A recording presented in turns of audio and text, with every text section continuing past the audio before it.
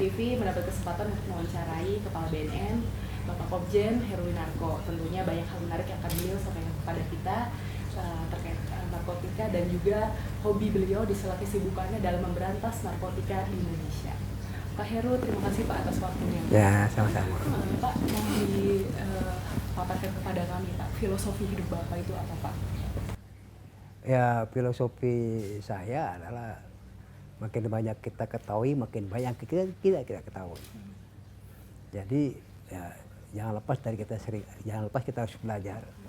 Kita belajar tidak harus baca buku saja. Pengalaman orang lain itu juga menjadi pelajaran kita. Itu yang saya terapkan sehari-hari dalam kehidupan saya.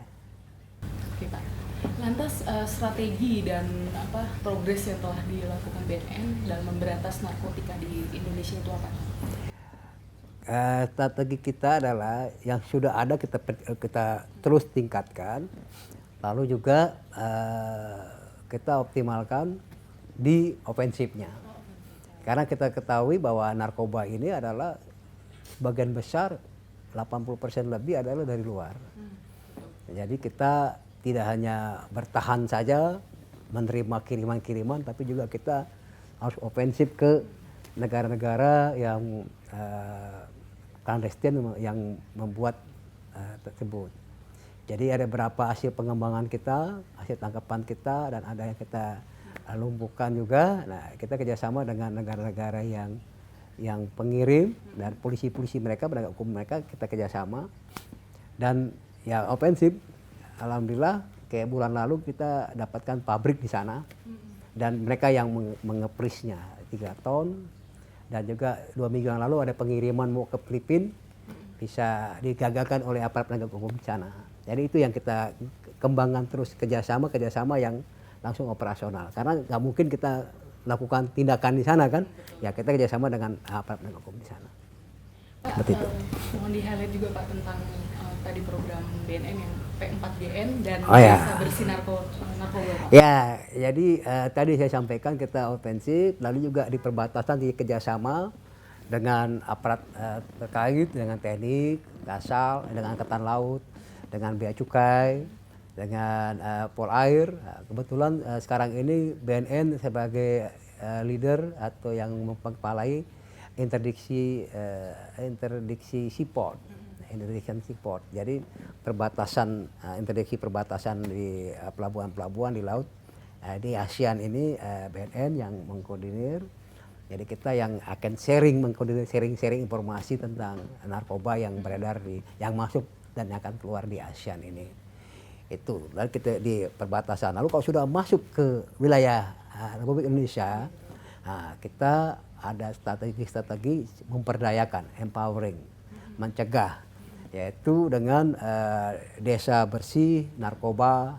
Ya kayak sudah ngadep ke Panglima TNI, ke Menteri Desa, masuk dalam program-programnya Pak Kapolri, Babin Kamtipmas, Panglima TNI, Kasat, Babinsa, ya supaya desa ini clean dari narkoba.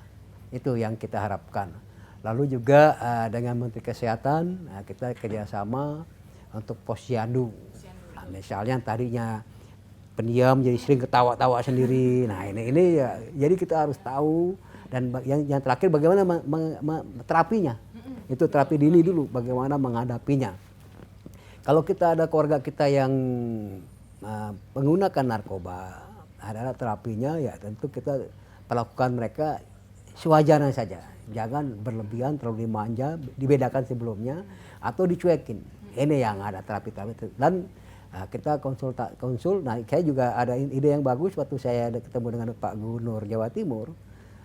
Beliau di sana ada program Puskesmas Unggulan HIV. Nah, kita coba kenapa tidak Puskesmas Unggulan Narkoba. Nah, jadi di situ ada konsultan. Kayak waktu di Surabaya juga saya buka ada Grey di mall untuk Grey konsultan sama rehab dini. Nah ini juga karena banyak yang permasalahan sekarang ini banyak orang tua atau keluarga yang merasa aib kalau ada keluarganya yang kena narkoba. Ini saya kira ini kita coba merubah ya supaya mereka juga kalau ada yang terlibat atau yang mengguna segera di rehab ya supaya tidak, karena penyalahgunaan narkoba ini ada 3 tahapan. Dari jumlah yang lebih kurang 3,5 juta, preferensi 1,77% dari Republik Indonesia, ada 3 tahapan. Yang pertama adalah coba pakai. Kalau misalnya ada pesta, ada teman-teman nyoba pakai itu lebih kurang 57%. Lalu yang kedua sudah reaksional, udah mulai rutin, itu 27%. Nah, pencandunya 16%. Nah, kita harapkan treatment yang tentu tidak sama antara yang coba pakai sama yang ini, yang kita harapkan keluarga, lingkungan juga tahu. Nah, jadi kita yang harapan seperti itu, termasuk juga program P4GN di KL.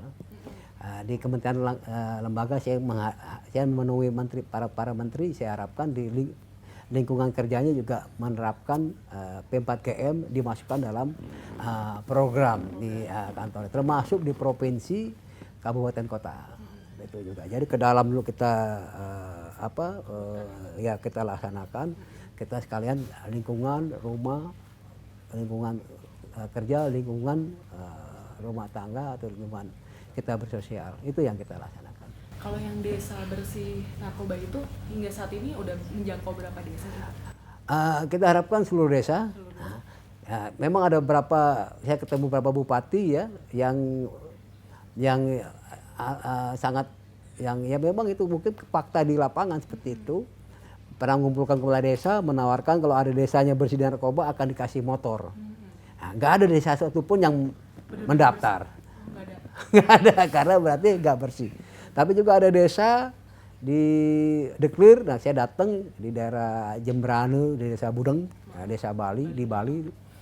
Deklir bahwa desa mereka bersih dan melantik beberapa pecalang-pecalang untuk jadi relawan di desa tersebut. Jadi mereka lingkungan ini yang paling penting. Baik Pak Menko Polhukam Wiranto pernah bilang Pak bahwa perdagangan narkoba sudah digunakan untuk pendanaan teroris, benarkah Pak? Bisa jadi, ya karena bukan hanya ke teroris, ke semuanya. Ya kemarin saya juga membuka di Bursa Efek di mana di BIJ. Sekalian saya juga sosialisasi P4GN karena di sana juga rentan sekali karena narkoba ini obyeknya macam-macam, termasuk pekerja-pekerja yang target stresnya tinggi. Ya ini jadi kita sana juga ya kita juga tanda tangan persepahaman juga untuk saya juga sharing knowledge untuk anak-anak saya di sini untuk pengetahuan tentang tidak menutup kemungkinan hasil-hasil kejahatan narkoba ini masuk ke sana. Ini juga banyak kemungkinan sehingga target-target pemberantasan kita selain tadi yang saya sampaikan pencegahan, pemberantasan kita juga ke TPPU-nya, pencucian uang, dan nanti juga arahnya yang akan kita arahkan adalah ke corporate-nya, korporasinya. Ya, tidak kemungkinan uang narkoba ini dipakai untuk bisnis dan lain-lain. Ini yang kita kerjakan. Ya, tapi tentu dengan meningkatkan kemampuan SDM yang ada kita di sini. Pak, mohon Pak, siapakah orang yang menginspirasi Bapak hingga bisa Bapak seperti saat ini Pak? Ya bapak saya. Bapak saya kebetulan orang kalau zaman dulu PKN itu Polisi Keamanan Negara. Kalau sekarang di BIN namanya. Nah, bapak saya dari zaman kemerdekaan dulu orang Intel. Dan bapak saya kayak saya tuh kayak seperti saya sama anak saya, kayak temen. Jadi nggak ada barrier orang tua dengan anak. Jadi kita benar-benar kayak teman. Cara didik bapak saya tahun-tahun itu, tahun 60, tahun 70 mungkin agak lain ya, demokrasi sekali. Tapi ada nilai-nilai yang disampaikan oleh sambil ngobrol, ada nilai-nilai yang nggak akan saya lupakan bahwa ya kerja itu kita harus fokus. Fokus kerja dan jangan jadi beban. Ya kan pekerjaan itu dikerjakan bukan dipikirkan. Pak, pola leadership yang Bapak terapkan mengapalai BNN ini seperti apa Pak? Ya di sini BNN ini saya pernah sebelumnya saya di KPK, saya pernah di Polhukam, ya, pernah juga kerja bareng dengan PPATK waktu saya di Barreskrim. Jadi kalau di BNN ini kalau saya lihat lebih multi. Ya kan dari semua instansi ada di sini.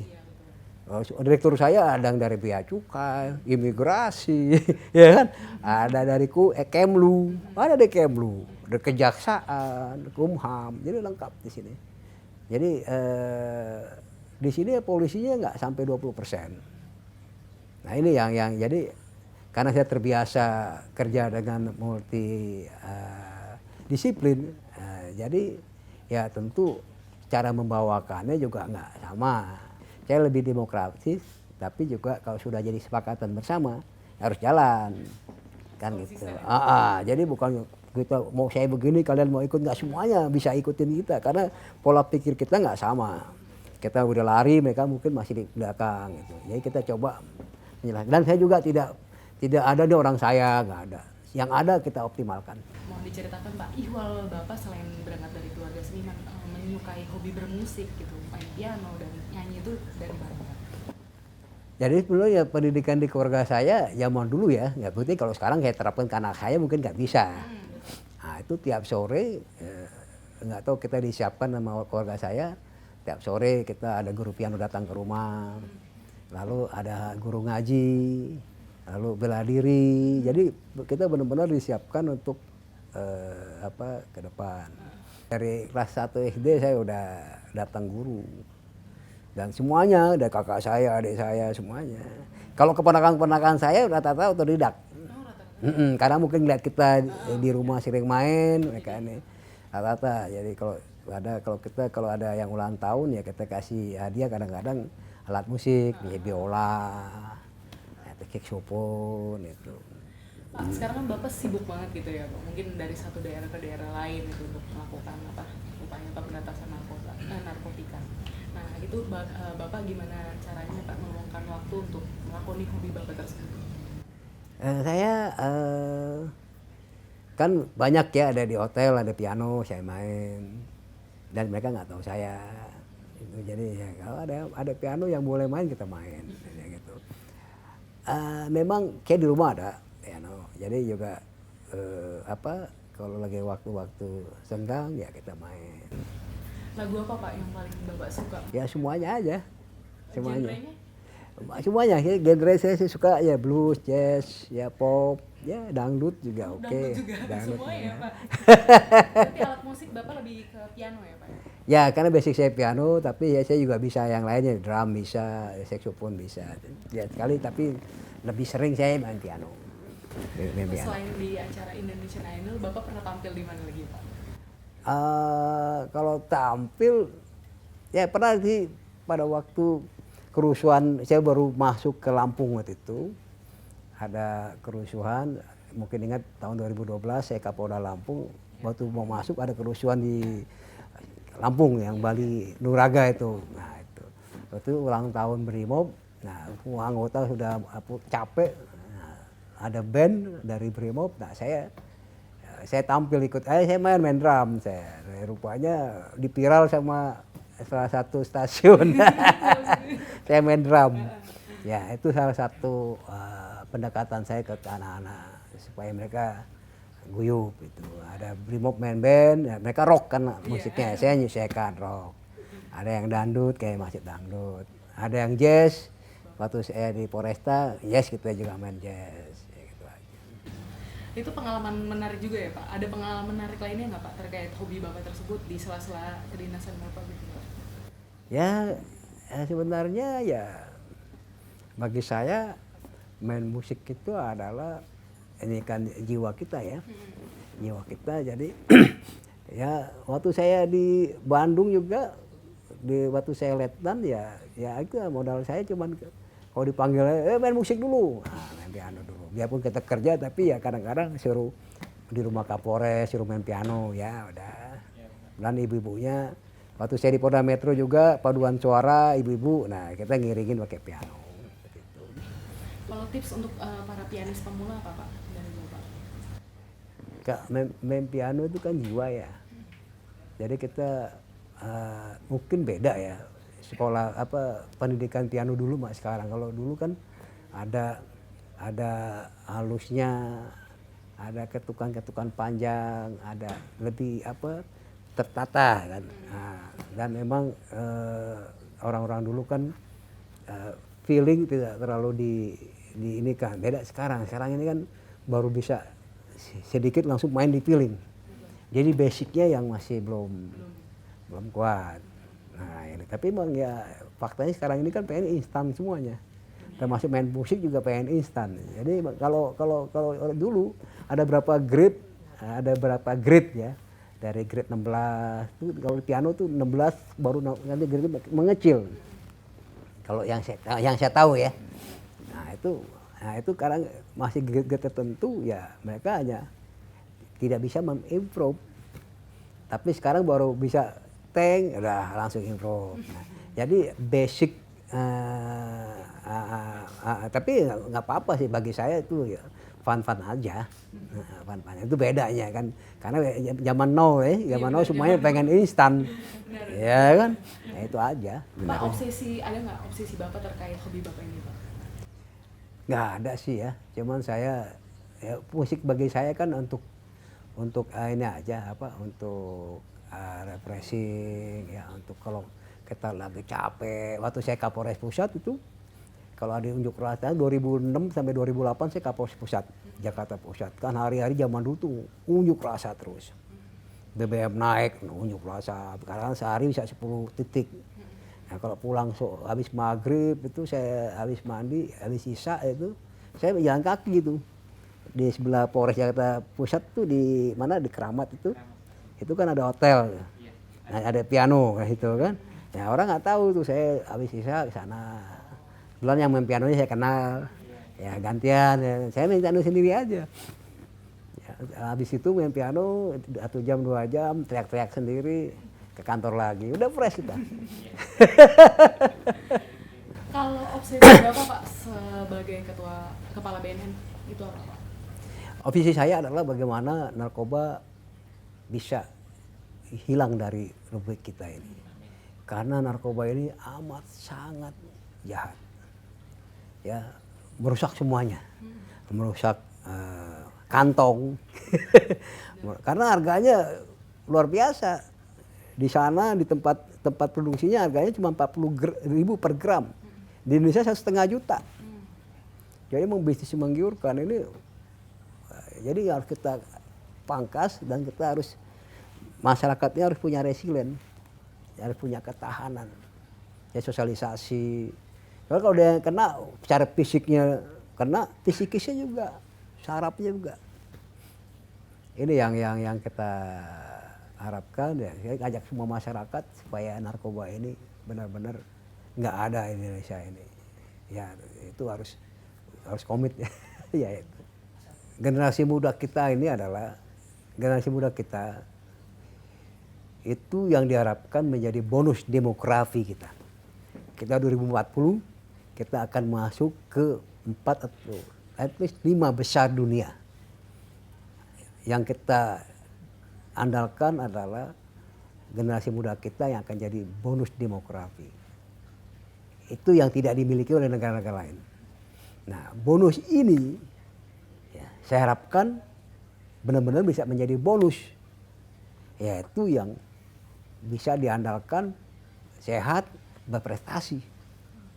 Nah, kalau dia bonusnya kena narkoba, tidak bisa apa-apa, itu bukan bonus lagi, nanti malah jadi beban bangsa ini. Jadi saya harapkan benar bahwa generasi muda jauhi ya, dan hindari narkoba, hindari bandar-bandar narkoba, hidup sehat, ya, berprestasi. Nah, itu akan Indonesia akan lebih. Saya yakin itu. Karena generasi muda kita hebat-hebat. Ya kan, banyak ide. Ya kayak, ya saya bukan promosi, banyak tempat-tempat yang unicorn sekarang. Unicorn yang sekarang nih, yang saya nggak perlu sebutin ya. Tapi banyak tahu ya. Ya, unicorn sekarang itu ditakuti oleh negara-negara lain. Itu anak muda semuanya itu. Ya kan, Airbnb misalnya, yang luar saya sebutin, tapi kalau dalam negeri ya saya sebutin. Ya, Airbnb itu challenge itu. Ya, kita harus meningkatkan. Kayak sekarang kayak apa, man obsession.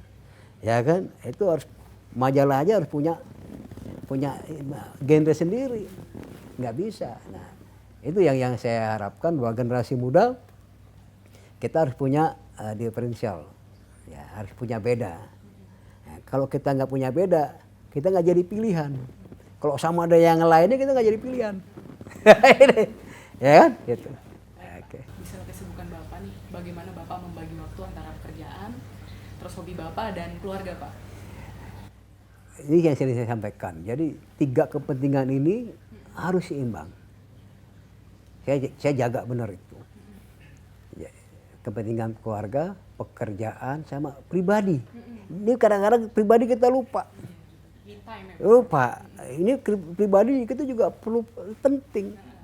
Jadi waktu saya kasih contoh waktu saya di pusat, di Kapolres Jakarta Pusat kan sibuk tuh. Unjuk rasa terus. Hari Minggu pun unjuk rasa. Bagaimana anak saya waktu itu masih SD, SMP ya. Nah itu sambil unjuk rasa jaga, saya bawa ke Museum Gajah misalnya. Nah, saya ke Museum Gajah sambil monitor Riate ya. Nah, ada pin ke ya, anak saya sama mamanya lihat museum. Padahal saya senang hobi, saya baca sama museum. Jadi tiap kemana ke negara mana saya senang lihat sejarah. Jadi makanya saya ada beberapa bahasa yang saya bisa. Misalnya saya pernah dinas di Palembang, di Lampung. Jadi pasti kalau zaman dulu kan belum ada Google. Jadi kalau misalnya mau dinas di di Palembang waktu itu saya langsung ke Gramedia cari buku tentang bagaimana budaya di Palembang itu ada 17 suku di sana. Bahasanya banyak. Nah, itu. Jadi kita tahu misalnya kita ke Jawa Timur, saya pernah jadi Kapolres di Blitar. Saya tahu di mana tempat pasukannya Pangeran Diponegoro, kudanya di mana dipancangkan. Saya tahu itu. Jadi Mataram. Kita harus tahu karena senang aja. Pertama senang, yang kedua kita tahu budaya-budaya. Misalnya kayak di Lampung. Di Lampung ada beberapa daerah yang ada bawa lari anak. Nah, kita harus tahu di sana. Jadi bagaimana treatmentnya. Bawa lari anak perempuan, nah, kalau kita salah treatment bisa perang antar suku. Seperti itu. Jadi kita harus belajar. Dan saya senang seperti itu. Baik Pak Heru. Oke, sama-sama, makasih. Terima kasih atas waktunya. Ini perbincangannya sangat menarik ya. Nah, saksikan perbincangan menarik saya dengan Pak Heru dan juga bisa diakses di channel YouTube Man Obsession.